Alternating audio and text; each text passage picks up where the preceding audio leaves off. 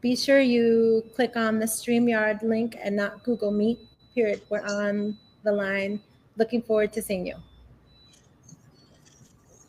Okay, great.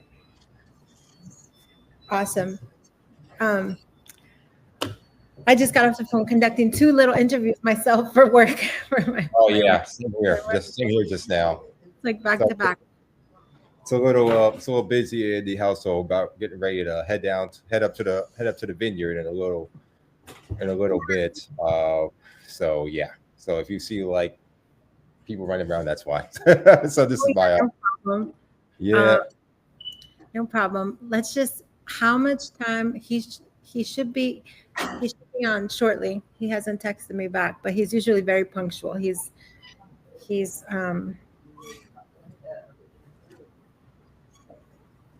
No worries. heard from him yet. So yeah, I cannot wait. Oh my God, I keep seeing all the. It's going to be an incredible festival this year, and it's my first time going to Oh, that's good. a festival at Martha's Vineyard. Oh, he's asking to join. Needs to be admitted. Okay, I will. I should probably see that on my end, so I'll admit him in once I see him. Okay, great.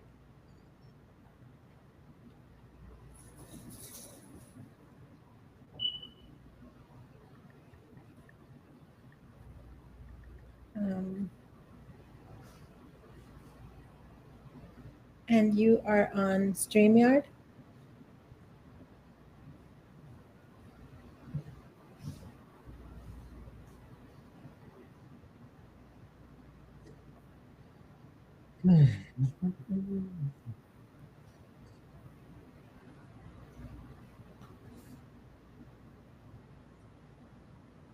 Do you like using StreamYard?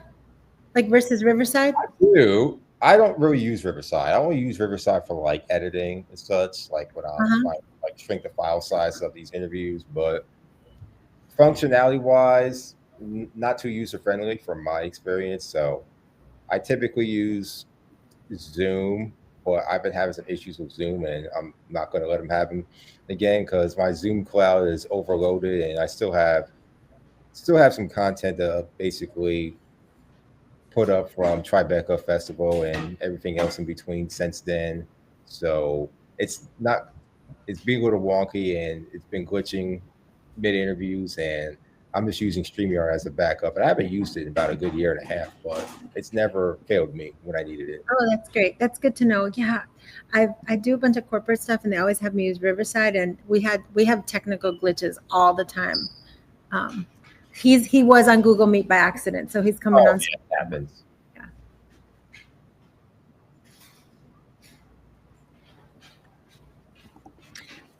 So the StreamYard link is in the same invitation. Let me just text it to him.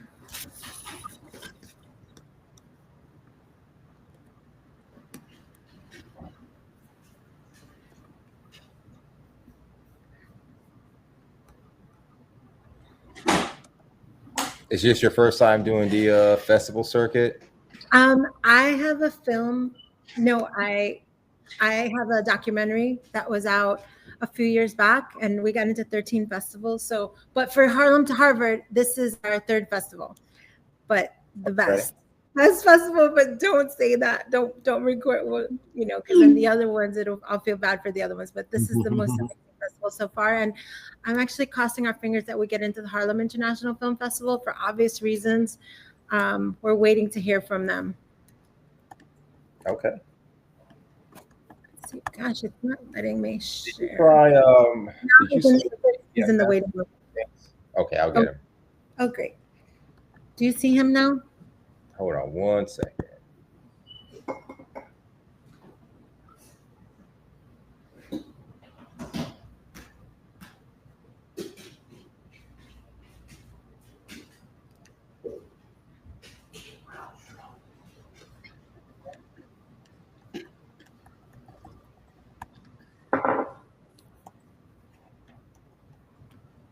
Let me see if I see him now. I still do not. Mm-mm. He says, I'm waiting. It says loading. Okay, that's probably why. Okay. Okay, for StreamYard, you must go in using Google Chrome or Microsoft Edge.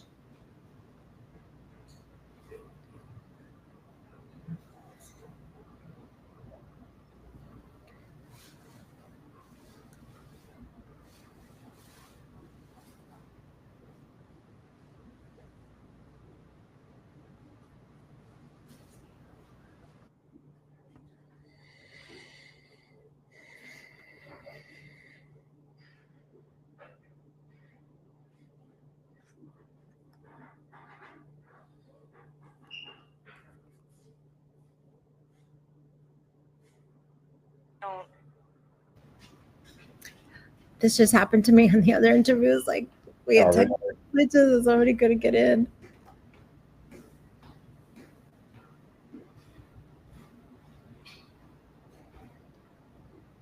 Okay, so my first time at the Martha's Vineyard African American Film Festival. What should I expect? Oh, spy cell service. Bad service. Oh no. Yeah, I'm serious about that. Are you staying on the island, or are you going to I'm be? staying on the island the first 2 days, and then I'm staying on Cape Cod because everything was sold out. So Yeah. I'm going to be commuting, Awesome. but Cool. I'll be there the whole week. So that's exciting. Yeah. So yeah, the ferry ride is fun. So just know that don't plan any late night activities because when you're staying on Cape Cod, because I think the last ferry boat leaves at 8:30 or 9 o'clock, and Yeah, but I heard there's like a taxi that goes 24 hours. But the problem with that is if you have a hotel room, A water taxi. Cod, I ain't never heard of that. So if that must be new. If there's actually I've never saw a water taxi out there. But okay, I've been doing research because before I booked this, I'm like, am I gonna be able to stay for a party? Yeah, So, I couldn't stay for a lot of things because I had to take the last ferry home to Cape Cod like last year. So I plan for that again too. Clay, do you want to give Chris a call just to see if you could troubleshoot with him? Yeah. What's his number? 917. Hold on 1 second. Because he's so amazing. 917-579-2595. All right. Could you repeat that again? I'm sorry. Could you repeat that? I'm sorry. Yes. It is 917 579 2595. Got it. And what was his name again? Chris. He goes by Chris.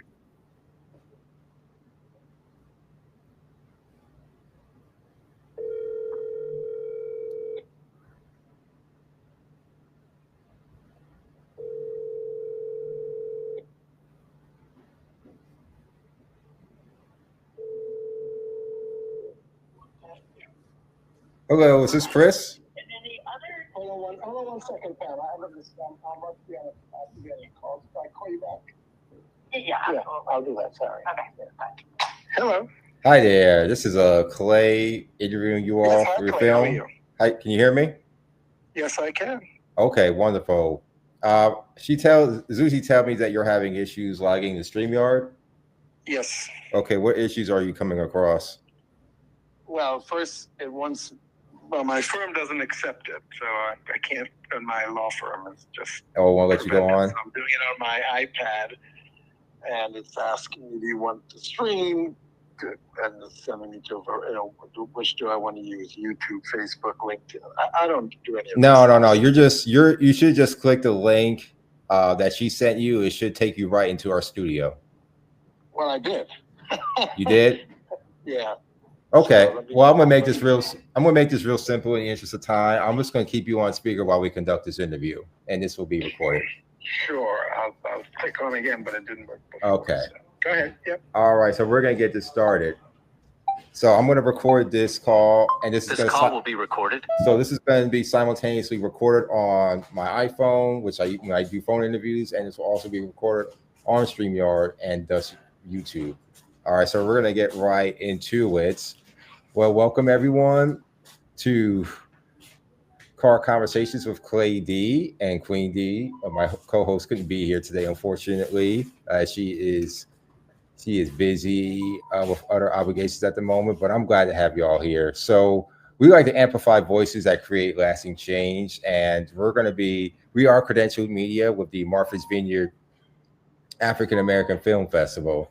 So this is certainly an incredible celebration of Black storytelling and cinema. And today we're diving into a story that's close to our hearts, one about education, empowerment, and a kind of generational impact that transforms entire communities. So, Zuzi, congratulations on having your film selected for MVAAFF. What does it mean to premiere this story about educational transformation here at Martha's Vineyard, a place with such rich African American history and legacy? It is such an incredible gift to me. I mean, I've told Mr. O'Geese and everyone at the Wildly Scholars Program, like I feel so grateful that this fell on my lap because this is a story that the community in Harlem certainly knows about. Mr. Plummer, who the story is about. I'll tell you a little quick about what it's about. So Mr. Plummer was a teacher in Harlem in the 60s. And Chris, please jump in because you know this, you lived it. Teacher in Harlem in the 60s who would go, in the summers and go to Paris, and he was friends with James Baldwin and Lena Horne and all the artists, and he would kind of, I don't want to say escape to Paris, but back then it was an escape, so to speak, to go to Paris. And he came back one year and noticed that his smartest students were being lost to the streets. And Chris, you could talk about that Time magazine article, but he couldn't stand by and just let that continue happening. So the documentary, it's a short documentary about how for the next 60 years, he created a program that sent over 600 students to the most elite boarding schools in the country because he knew that's what would create generational impact. So it's a short documentary about him and his impact, and it kind of goes across the generation. So it starts when it started, and it ends with a young woman, Genesis Gobadia, who went through the program this year. So I just feel blessed. That's how I feel. Well, for me, it's a personal story because I was an immigrant from the Caribbean, arrived in Harlem in 1970. I had to go to Wardley based on living west of Lenox Avenue, now Malcolm X Boulevard.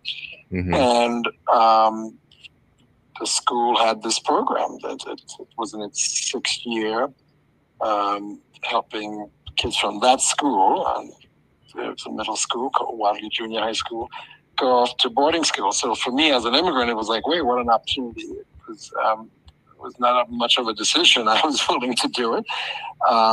And within 2 years of arriving at this country, I was at a summer program at Phillips Academy, which is where I eventually attended as starting in the fall of 1972, and basically changed my life completely.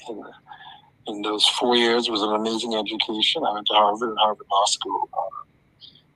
It's hard to imagine in such a short time one program leading to such an impactful change in someone's life. So for me, it was the ultimate. And then when I came back as a lawyer to New York to practice law, I got involved with the program as well. So I'm continuing to volunteer and work with kids every year to try to help them go off to boarding school. I hear that. So for our folks who haven't seen the film yet, or for any attendee watching this or any viewer watching it, paint us a picture of who is Edward E. Plummer and what makes his approach to education so revolutionary. Well, the only program that existed at this time and sort of learned about was called A Better Chance, and which was a program to help kids in inner cities go to boarding school.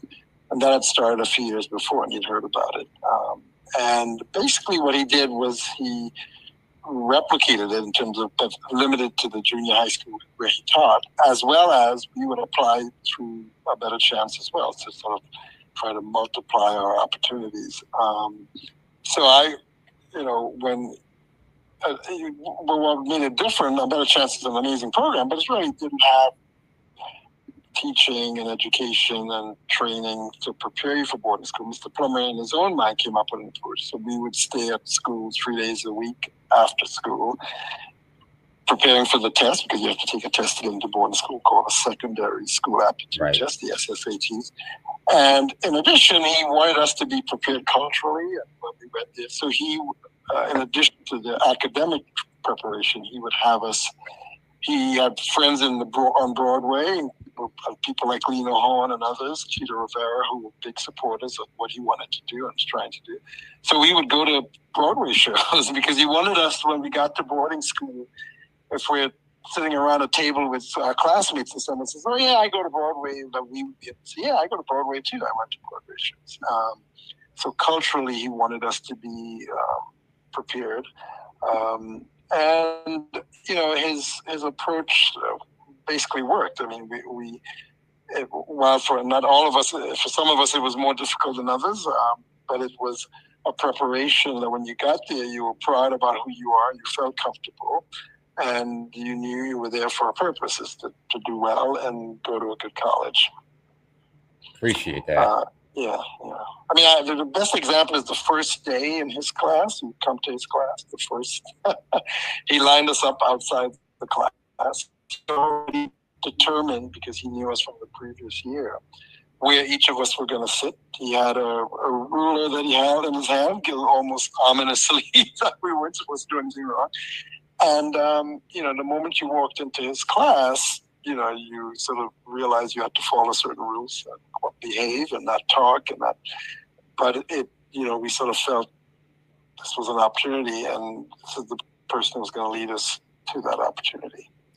Appreciate that. So, okay, I was just going to jump in and say that I was mentioning that everyone knew about Mr. Plummer and the Wadley Scholars Program in the community, but also he won the Use Your Life Award and was on the Oprah Winfrey Show back in the day.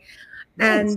And we have that, a little bit of it in the documentary. But the reason that this story in particular stood out to me is because when I was watching old footage of Mr. Plummer, his belief was that if you give someone a chance, then it's up to them. Let them rise up if they choose to do so. And I believe that so much. And, we talk about that in the film. And I tried to just connect the dots between then and now. And that's still so true. So I wanted to mention that. Yeah, appreciate that again. So there's about, from what I gather, 600 students from Harlem attending elite boarding schools. That's pretty much what y'all have mentioned. I mean, that's not just a moment. I mean, that's just not a number. That's a movement. So what does that kind of impact look like in real terms for these families and respective communities? Well, the impact is quite dramatic, because Mr. Plummer always said it's not just the student I'm impacting the family whose son or daughter is going away, because at the end of the day, it changes your perspective. My sister went to, younger than me, Mr. Plummer advised her, and she went to a private school in the city. It becomes part of your vernacular. You talk about it. My nephew went to Andover, and my other nephews went to other boarding schools. It became part of our world, and the impact is great because it just elevates the potential for going to a good college. And his view, and an immigrant view as a coming in as a border, is that this country had all these amazing opportunities, and this was one of them. The genesis of the program really, I think Zuzi captured it correctly when he was in Europe with these interesting and amazing people, about how do we help Black boys. He was very focused on Black boys, and while the program also has is co-ed, his initial focus was how do I help Black boys who be not helped by our society. And that he was prescient. He knew from then that it was always going to be a challenge for Black boys. But that's why he set up the program. And today, I think he would sit around today and say to us, I told you so, we need to do this, because it still remains a challenge. Well, one would argue it's a challenge that not only Black America feels, but white America. I mean, colleges are having challenges filling their universities with at least 50 boys and girls. So I always used the argument that he basically imparted to me is that Black and Latin boys were the canary in the mines. We were kind of saying, it's coming. You guys need to be aware. You got to help your boys, support them, because now it's in the white community as well. It's hard to. Girls are performing. I'm not saying it as a negative. I have two daughters, and they went to Harvard, so I feel proud about that. But the bottom line is, his goal was to sort of make sure that boys weren't, Black boys or Latin boys weren't left on the sidelines, and they were given an opportunity to succeed. And he knew they could succeed with the right support. Okay. Just a little deeper dive. As someone who understands the power of strategic communication, I am fascinated by how Mr. Plummer must have navigated these elite institutions. If you could just perform a deeper dive, what barriers did he have to break down, and how did he do it? Well, actually, the first barrier was Harlem. I mean, there were certain people who did not support the program. This is African Americans, because they said, why are you taking our best kids and sending them away to these white institutions? So that was the first challenge. The second challenge is some parents. Why would a parent in Harlem agree to send their kid to an all-white school 3 to 4 hours away, where your child will be one of 20 in a school of 1,000 kids, where there are only a few Black students, Hispanic students. So those were, he had to get over those hurdles. With respect to the schools, I think he understood wisely that, with Martin Luther King and the civil rights movement, some of these schools felt they had to do something, but they didn't know how to do it. And so he played on that desire and that need to say, hey, I'm going to help you. I'm going to help provide you with talented young Black students. But you got to accept them and provide them a full scholarship. They can't afford to go to these schools.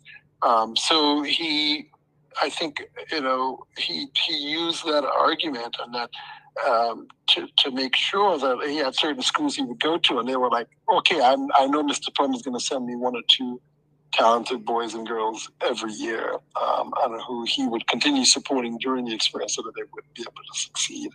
So it was a challenge all around, but also Mr. Plummer was, strategic in terms of getting the schools to buy in and say, hey, you've made a decision that these schools need to be integrated or have more students of color, and he utilized that to ensure that every year we would be placed at the right schools. Appreciate that again. Our audience with Car Conversations is primarily African American women. Most of the podcasts I produce, that's who our target demographics are. They're deeply invested in education and empowerment. What would you say Mr. Plummer's story teaches us about advocating for our children and communities? Well, I think the first thing he would say, and to the world, not just to the Black community, is that we have talented youth. He always says, you are the talented youth. I remember him vividly saying that. And that all these kids needed in his mind was support, training, and he did that in the 2 years or year or two that we worked with him. And when they got to boarding school, his view was you needed support. That you can't just say go into a high level math and think they would succeed. No, they came from a different background, and they needed support. So he understood that. So I think what the Black community understands is that our kids are talented, just as talented. They just haven't had the same sort of preparation. And the goal was for him was to prepare us, but also when we get there, we knew we'd have to work harder than the other kids because the other kids have been going to private school even before getting to boarding school. And as long as the school provided support, that was going to enhance the achievements of the students. And, that's proven to be true because a lot of us succeeded and did well. But he never said to us what we should do with this education. He just wanted to give us the opportunity. So that was to kind of counteract the community statement of you're taking the best and the brightest and they'll never come back. hey, my colleagues who volunteer to the program, we still go to Harlem on Saturdays, to help the students there now. So that was never the case. We may not live in the community, but some of us do. My daughter lives in Harlem. His view was, I'm taking them away. I'm going to give them an opportunity to succeed, but they will, if they do the right thing, they will return and continue to support the community. So, so I think that's what the community should understand. At the end of the day, we want our kids to get the best education, succeed, and decide how they can best support, the others who remain in the community. And also, Clay, so I'm a Latinx mom who didn't go through the program, but met Mr. Ogis because he became a mentor to my son. And I was a single mom raised by my grandparents, so very similar to the amazing Black women that you do podcasts for, from my understanding. And one of the things from the parents' perspective is that a lot of the people that I interviewed are also afraid. Like, you're afraid to send your kids away, even if it's a great opportunity. So I'm going to speak for myself and say I needed to get over myself and realize that this child was driving this entire process and they wanted to go, and it will change his life. And it's been a interesting first year. But I would say don't be afraid. The Wadley Scholars Program in particular has so much support and so many parents that have gone through it, because sometimes the opportunities are there, but we're bringing, some generational stuff with us that's holding our kids back to keep them safe or to just keep a watchful eye. And it was hard for me to let go. But it's so far it's worth it. And I know it's going to change his life, and it changes the lives of so many students. Yeah. Forgive me if I'm having you repeat any of yourselves in any respect, but the phrase generational impact is powerful. Generational impact. Hear me when I say this, when I ask this. Share a specific story from the film, if applicable. Again, if at the expense of you repeating yourself in any variation. Just share a specific story from the film that shows how one student's opportunity created ripples for their entire family. Chris, you've got to tell your own story. I mean, that's one of the reasons you're on that poster. That's Chris. Chris is actually the young man on the poster, and it's so inspiring. I tell people about your story all the time. So forgive me, but you got to tell your story. Yeah, I mean, Mr. Plummer said it, when you're in the class, you're not thinking about it, but he says it's going to impact you and your family and your current family and your future family. And, my participation in the program is a perfect example of the epitome of it, in a sense. So as I said, we arrived as a immigrant family from Trinidad. We lived in a walk-up tenement. We dealt with no heat and all the toughness, difficulties of the new arrivals as immigrants in this country. Andover, Mr. Plummer and the program and Andover changed my life. I went there.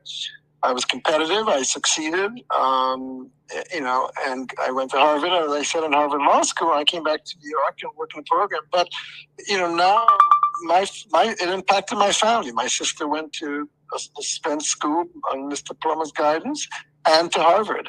And now she runs a program in Newark that does the same thing, impacting future other kids. My nephew and my daughters went to Andover because it became part of my world, and I wanted them to experience, and they made the decision to do it, and it had the same impact on them in terms of life changing. And each of my nephew and my daughters all went to Harvard. One is a pediatric. Nice. My nephew's a pediatric neurosurgeon. My daughter went to Harvard Architecture School. My other daughter is in medical school at University of Chicago. It changed my life completely. To the extent, and it happened in one generation. And I wanted my daughters to understand it. I took them to Harlem. I took them to the program to see, although they were going to private school at the time, I wanted them to understand what what this one program did in one generation. And they truly appreciated it. They understood what hard work meant. I remember my daughter looking at the building I lived in Harlem, says, "Why is it boarded up, Dad?" And I had to explain to her, maybe the owner couldn't afford the upkeep. I told her about the challenges we had when we lived there. I mean, there were periods when there was ice on the walls. We all slept in the same room to put the oven on to keep us warm. When the pipes broke and we walked 5 flights down to get water from the hydrant to bathe and to drink. It's when you think of those, when I think of those things, I don't fear anything. That's good. I like that spirit. Succeeding that. So, the impact of that program is so dramatic on every one of us. And I sit here, I don't think that everyone had to go to Harvard to be successful. No. The students that went through the program are doing amazing things, whether it's community service. Some of them are doctors, some of them are lawyers, some of them are just regular people helping others, having a good life and having options. That's the key to the program, is that Mr. Plummer gave us this opportunity and we chose how to apply it. And it's generational, as I said. My daughters indirectly or directly benefited from the program because they ended up going to Andover, so that's the impact of it. It's unparalleled in terms of any other sort of situation that can change one's life and a family's life within a generation. What surprised y'all most during this whole filmmaking process? Was there something about Mr. Plummer or his methods that challenged your initial assumptions? Well, a couple of things. One is his foresight. I mean, for someone sitting in Paris, he could have stayed in Paris and hung out and, hung out with James Baldwin and do his thing. But, it mattered to him, but the Black boys be saved. And so he had the foresight and to create the program with all the training and the stuff and the constant telling us we can do this and we have to, but also creating a system where we would come back and talk to the new students and, had these winter meetings and spring meetings so that we can keep the discussion and telling the younger kids that, hey, you can do this. Here I am, where I am today. Was, when you sit down and think back on it, I just marvel at the fact that he came up with this. And, I benefited from it. But if he didn't, I would have gone to Wadley and I would have been, I got into Stuyvesant High. I might have been okay and fine. But he came up with the structure, had the other teachers who helped him. We went to certain teachers only because they were all part of the program. And every day we were hearing the same support that you can do this, you're smart, you can be successful. And it was very competitive. So I'd say the thing that when we were filming and I thought back on Mr. Plum is a few things. One is his foresight, that he thought that this came up with this program and that it would work. It had never been done before other than A Better Chance. The other part is he thought about how well to prepare us.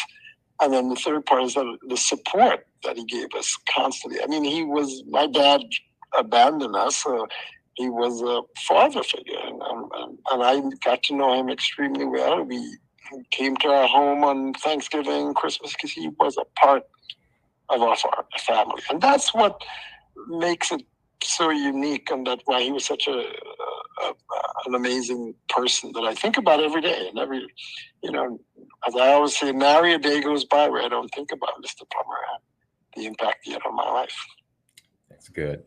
And for me, if I may, Clay, just say that I was surprised by not only how relevant his vision is, like all the way back then to today. And Mr. Plummer passed away 10 years ago, but his words ring so true. And you'll see that.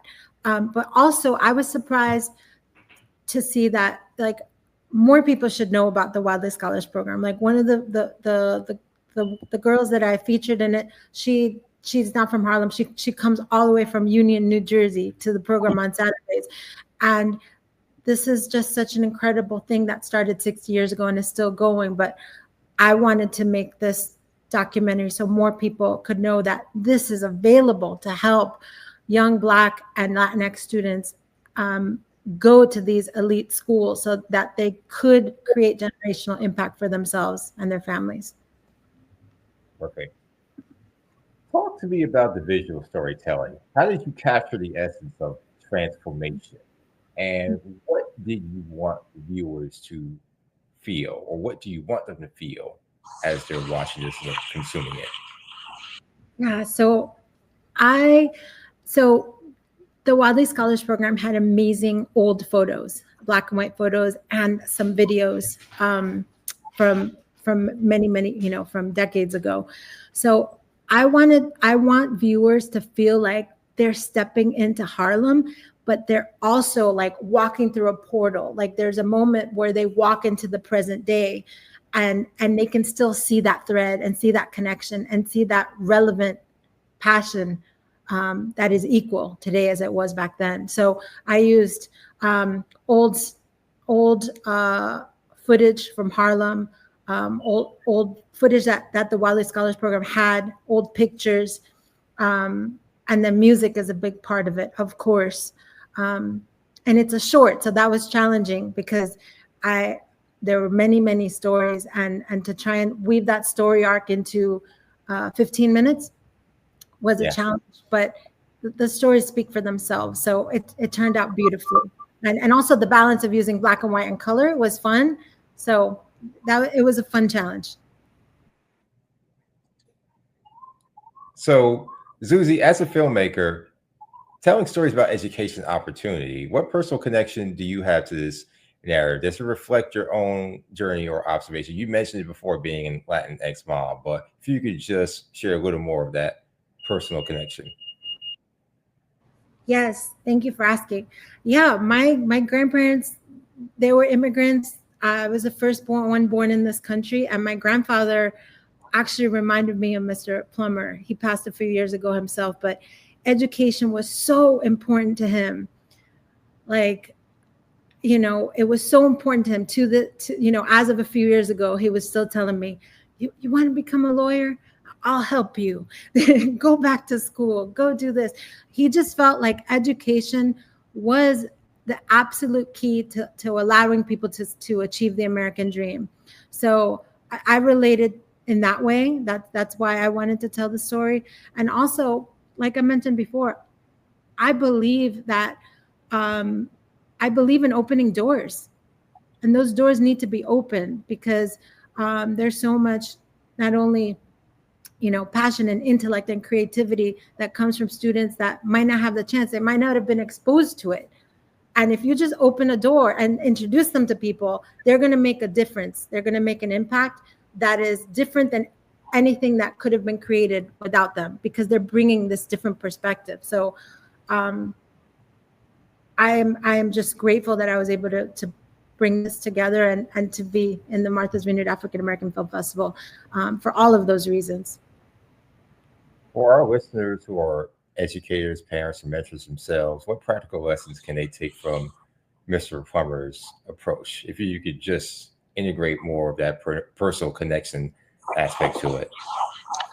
I think it's his belief in his students and a purpose for their telling us daily that we have a reason that we exist and that we can have a positive impact on our society and also on our families.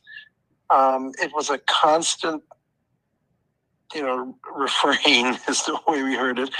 And he also prepared us because he knew it was going to be difficult being a Black kid suddenly arriving at an institution of wealth and very few others like us. He prepared us to be strong, and in his mind, strong, and forget it, Du Bois, strong Black men. This is what you're going to become, but you're coming at it from a different perspective, not as an athlete or something, a musician. You're coming at it as someone who is academically well-trained, strong, and will have opportunities. So I when I think of being a teacher, if I were a teacher, I would follow that mantra. I would want my students to understand but there's an amazing world beyond Harlem. If we were in Harlem or wherever I was, or beyond the school walls, that I wanted to give them an opportunity to experience. And while it would be critically focused on academics, there are other things that come with it. But I would be saying, if I were a teacher, I would say, listen, you may be in this room and people may view you as not that smart or not great or not going to have a great future, but you can do it.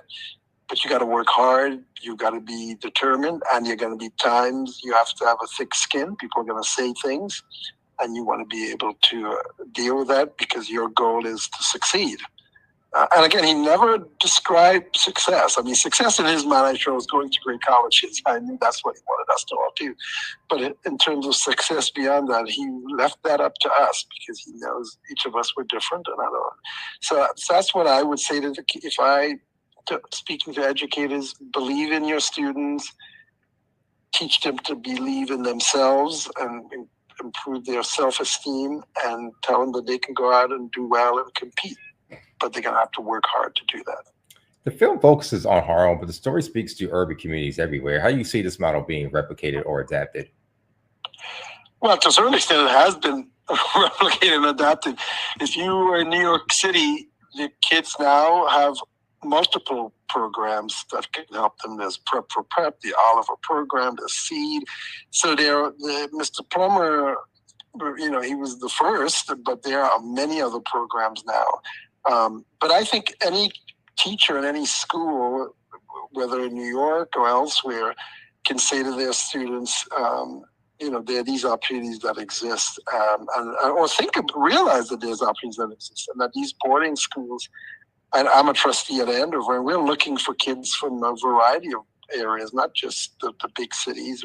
We have kids coming from places in Oklahoma and rural areas. So if, what the program and this film will say is teach you that, if you believe in your students, there are opportunities that exist. And you don't have to create a program. You can reach out to a school and say, hey, I have a great student here in Mississippi, wherever, would you be interested in hearing about the kid or having them apply? Because these schools are amazing.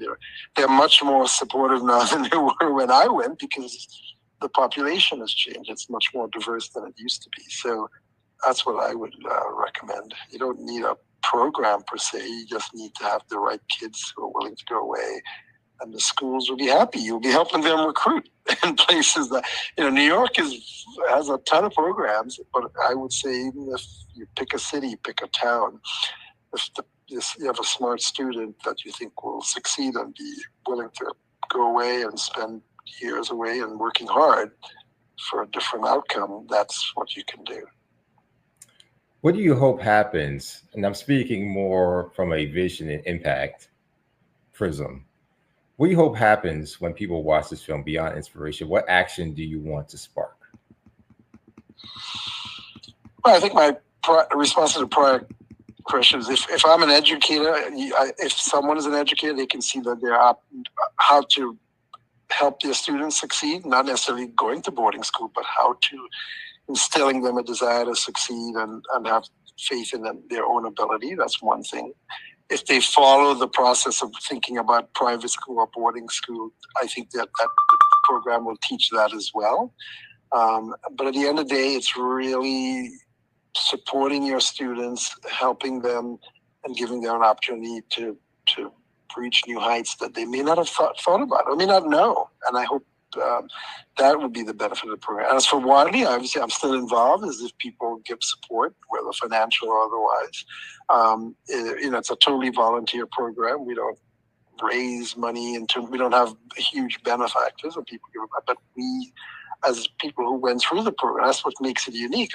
All of us went through the program, and we support the kids now, and we knew what can happen in boarding schools. So I would think that would be the impact of the program. What I would want people to take away from it now. And Clay, as a filmmaker, my take is slightly different, especially being at the Martha's Vineyard African American Film Festival. There are so many stories within this 15-minute documentary that would be absolutely beautiful as a narrative film. So I'm hoping that someone watches it and is inspired to tell this story in a bigger way, that it could reach more audiences, because Harlem to Harvard, the Wadley Scholar story is a story of how generational impact is formed exponentially in the Black community. I mean, it is beautiful and it is complicated. So it's perfect for a narrative film. Perfect. So that's my dream, that someone will see it and say, yes, we want to tell the story. We have this amazing screenwriter that wants to do it. That's what I would love. And that was my whole dream, Chris, that this film would bring attention to Wadley Scholars Program and to the students, and to what it actually means and what it's created over so many years. Wonderful. If Mr. Plummer were sitting here with us right now, what question would you most want to ask him that you didn't get to explore in the film? Oh my God, that's a great question. I would ask him, did he believe that he would have this level of success, that the program would survive all these years, and that had he visualized the impact of it? And I would want to hear. I mean, I know the challenges he faced, which I sort of alluded to earlier, in terms of the community and parents' unwillingness, and but I would be curious to see here. He was such an optimist. I would imagine he would say, "Yeah, I'm sure I knew my kids were going to end up at Harvard and Yale, and blah blah." Because he was such a positive person. So, but I would want to hear it from him, because he meant so much to me. So, and I love that challenging question too for me, Clay. I would want to thank him, of course, and say to him, what's next, Mr. Plummer? What should we do next? What do you want these students, like, what's next? Look at everything that you've accomplished. Now what do we do? So I would be like so curious to see where he would take things now. I agree with that for sure. It sounds like it. Now, looking at today's educational landscape, what would Mr. Plummer think about the current challenges and opportunities are facing students from underserved communities? I mean, whether it's in Harlem, whether it's in the Manhattan or any other 5 boroughs, or just anywhere in this country. He had strong views about that. He was not a supporter of charter schools. He was concerned that funding for public school was just going to get less and less per student. And in essence, our government and our country were turning their backs on Black and Latinx students. So he was always concerned about it. And I must say, I felt I had the same view, but that view has changed to a certain extent. I'm on the board of a charter system, because I think at the end of the day, what we want is success. And if a charter school is going to help kids from the inner city succeed, I want to be part of that, because that's my ultimate goal. So he was really concerned that with the charter school system getting larger, that the public schools were just going to have very little funding, and those kids would just be left to fend for themselves in a sense. So that was his concern. Yeah, and I feel like and respectfully, of course, because I've never met him, but just by watching all his old footage, I feel like he would just remind people of the basics, like what he started and what he did up until when he passed away is still relevant today. So I would say, remember this foundation, because it is important and it is relevant. I think that's what's important. People forget the basics and the power in believing in someone, helping them believe in themselves, and giving them exposure to things that they don't have exposure to. Like, when part of the interviews, I went to one of their Saturday classes, and they were having they were presenting, so they were practicing presenting. It was Black History Month, so they were presenting on figures that were not common, figures that were unknown. And then the following month, they were going to have a debate class on, and I found this fascinating. The debate was going to be over, do we use the N-word in music or do we not? And they were segregating the kids into two camps.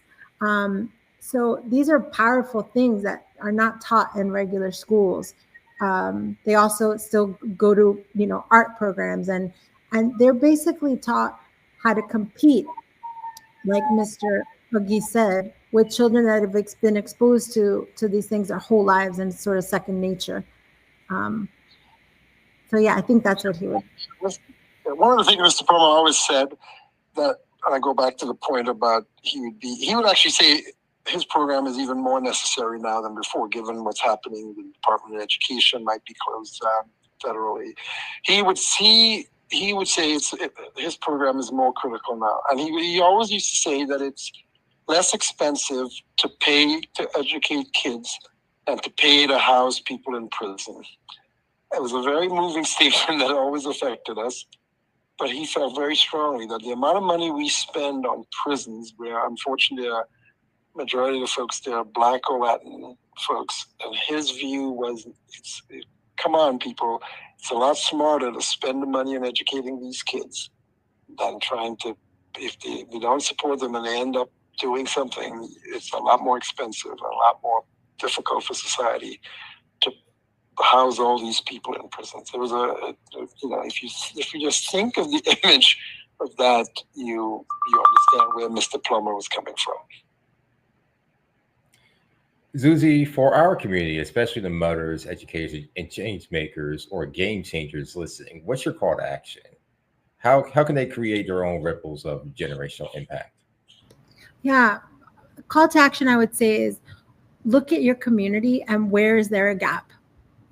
Our children being left behind, are there children that need to believe in themselves?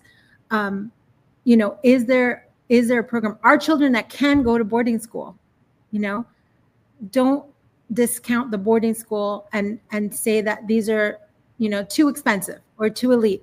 Because let me tell you, people ask me when they hear my son is at a boarding school, and they want to know, how'd you get that money, or are you on financial aid, or what it is? And it's nobody's business, first of all, period.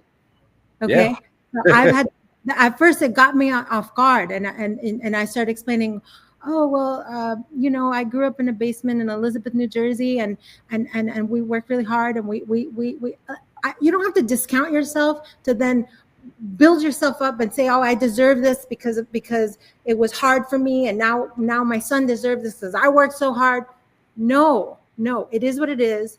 We don't have to explain ourselves. Okay. So as a mother, I would say, you think your child has this potential, don't be afraid to go after and seek out the opportunity. And there are many schools, and just like a college, it will depend on their personality, what's the best fit. So if something doesn't feel right, go look at many schools. We looked at like 20 schools. And they're also, they don't have to be far away boarding schools. There are other, institutions that are wonderful that don't have to be the boarding schools. But don't be afraid. That's my advice. That's my call to action. Don't be afraid to explore. Because just like the Wadley program does, the more exposure you have, the more used to it you get, and the more you can see your child there, the more they can see themselves there. So I wish I would have gone to one of these schools. That's my call to action. Sure. Perfect. And before we wrap, this film is screening here at Martha's Vineyard African American Film Festival. When can our listeners catch in, or for folks who follow me, catching on the island, and how can they support this important work beyond the festival? And do you have any projects similarly or different from this after this festival yourselves? So most importantly, Harlem to Harvard, a Wiley Scholars Program, is screening on Monday, August 4th at 11 a.m. It's the first short film up in the short block. We would love to see a full house for all the amazing films showing that day. So please come on out and fill the theater. And Chris, are you able to come up on Monday? No, I'm probably not going to be able to because I have to be I'm away on the weekend, and then it's gonna be hard to get the marches. I'm going to try and channel your spirit with some of the things we talked about today. Genesis Gabadia, which is the young lady who was part of the program last year, she will be there with me, and maybe a couple other people from the program. But we'll definitely be there in person to answer questions and talk about the film. And then once the film has finished the film festival circuit, then we'll follow us on at Harlem to Harvard _film on Instagram, and we'll post where it'll be available after that.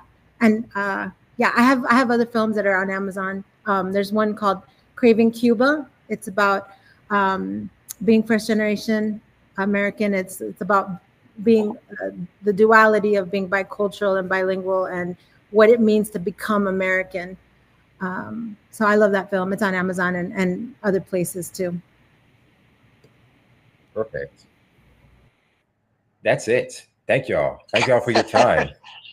Sure, this was very insightful, very fruitful, and I think this is something.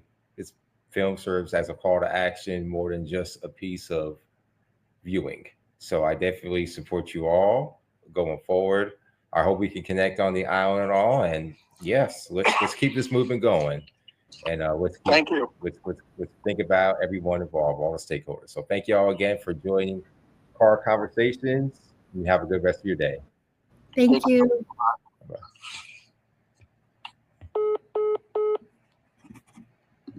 Are we okay to hang up now, Clay? Everything was good.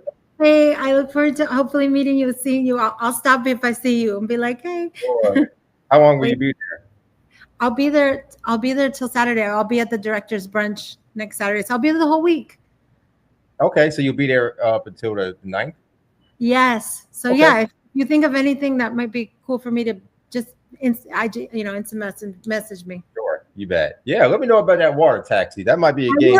I promise. I looked it up and I went on their website and it says we're open 24 hours and it's like $20. So totally worth it. Thanks. I'll let you know. Are you staying on the Cape or where are you staying? I'm going to stay on the Cape, on Cape Cod the whole time.